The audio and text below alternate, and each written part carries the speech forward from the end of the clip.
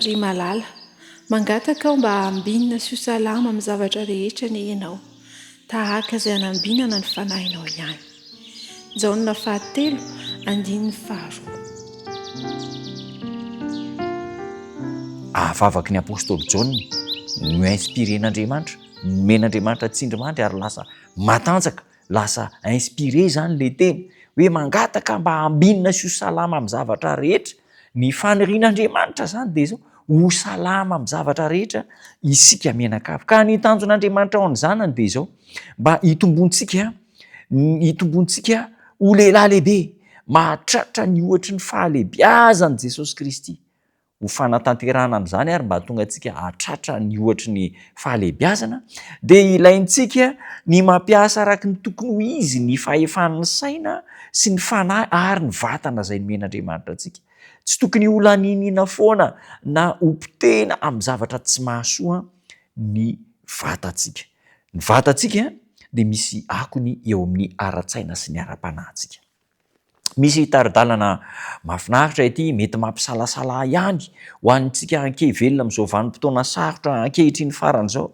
Ka izao ity zany taridalana omena antsika manao hoe ireo izay nandray toromarika momba ny hoe ratsy ny fihinanan-kena sy ny fisotroana an'ireo rano manaitaitra, ny fomba tsy mahasalama fikarakarana sakafo ary tapa-kevitra hanao fanekena amin'Andriamanitra amin'ny fahafoizan-tena dia tsy tokony hanohy ny filany izany sakafo izany intsony.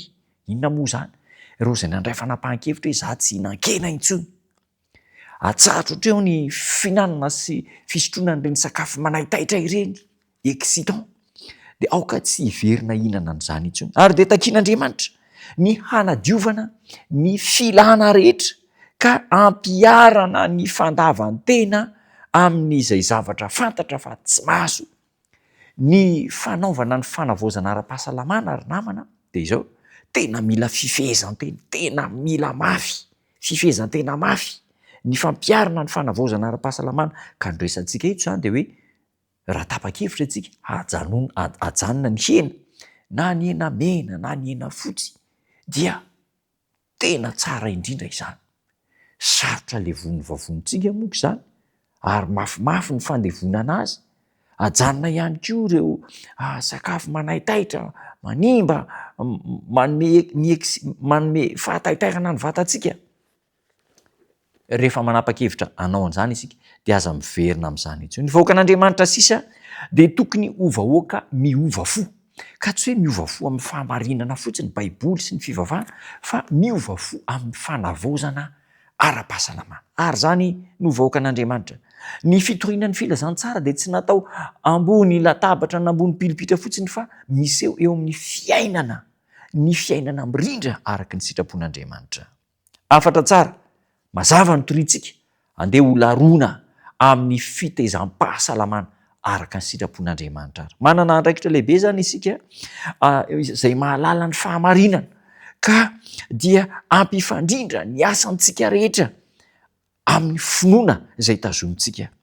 Anana fiainana voadio no amasinina ary vonona natanteraka ny asa izay tsy maintsy vitaina anatin'ny fotoana fohy.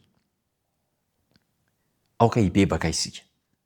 Ny fibebahana atao zany tsy hoe nandika ny didin'Andriamanitra na tsy nivavaka ihany, fa ny fibebahana atao ihany koa dia izao ny fanaovana tsy rambina ny fitezana ara-pahasalamana ary tsy eken'Andriamanitra io.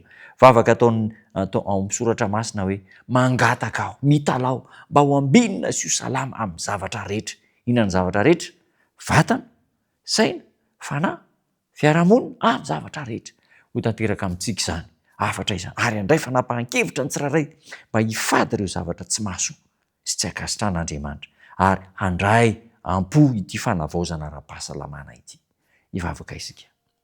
Tomy tsara misaotra anao zahay noho ny taridalana omenao mahombo fitezana ny ara-batana, ara-panahy ary ny ara-tsainay mba ho salama izahay. Tompo, reseho lahatra mba tsy hihinana izay tsy mahasalama, tsy hisotro izay tsy mahasalama, fa anaraka ny fanavaozana ara-pahasalamana izay ampitain'ny teninao.